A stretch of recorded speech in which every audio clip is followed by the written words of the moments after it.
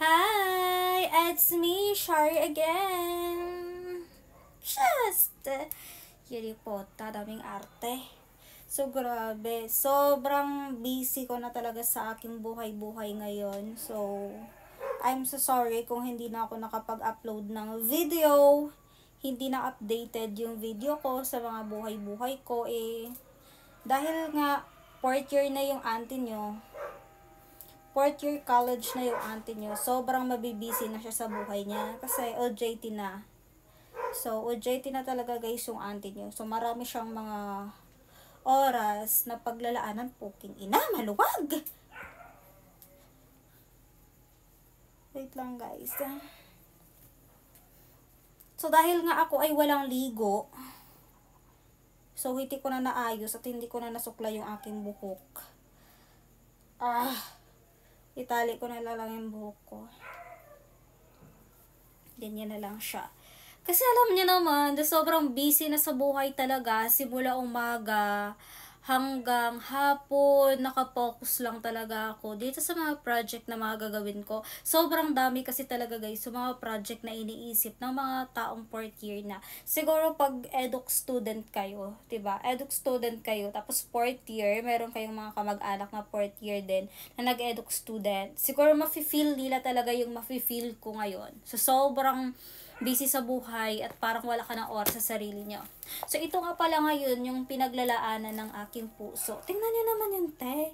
Kung gaano kaganda yan, di ba? Ayan yung pinaglalaanan ng buhay ko, guys.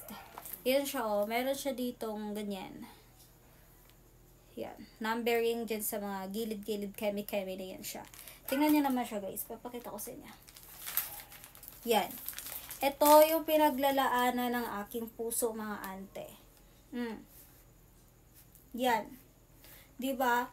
Bawat kulay niyan, meron siyang explanation. Dito rin, meron din siyang explanation. Yan, 'di ba? Yan, may explanation siya diyan. Kaya ayaan, diyan ako napupuyat.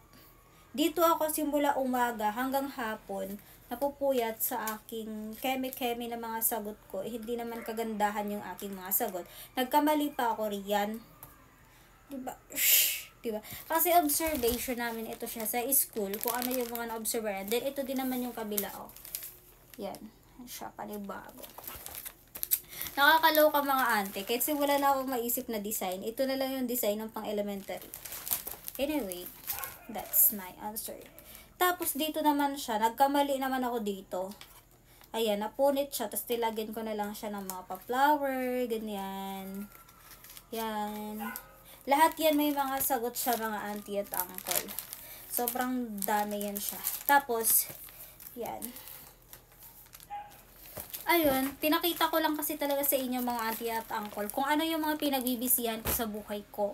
Kasi marami sa inyo yung mga nagtatanong, bakit hindi na ako nakapag-upload ng video ko? Bakit na hindi na updated yung aking social media account? Kahit nga sa mga Facebook page ko, Facebook ko, at yung Instagram ko. Actually, parang nawawala na ako sa sarili ko kung paano ko pa siya bubuhayin, kung paano ko pa ibabalik yung logarithm ng ganun. Kasi, doon kasi sa Facebook page ko, kumikita din naman kasi ako doon ng pera. Pero, anyway, kailangan mo kasi talaga na pag nag-upload ka, kailangan everyday. Kailangan mag-upload ka doon sa isang araw, everyday na nga, isang araw pa. Sa loob ng isang araw, maka-upload ka ng 3 videos mo. Siguro kung taong bahay ka lang, ganyan, wala kang ginagawa sa buhay mo, talagang pagba-vlog lang iniisip mo.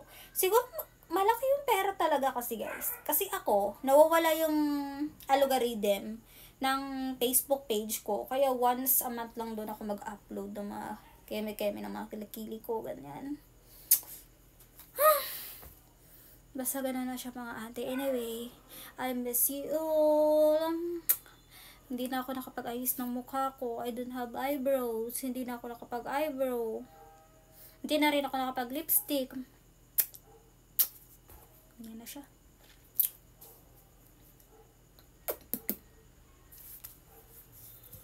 Bye!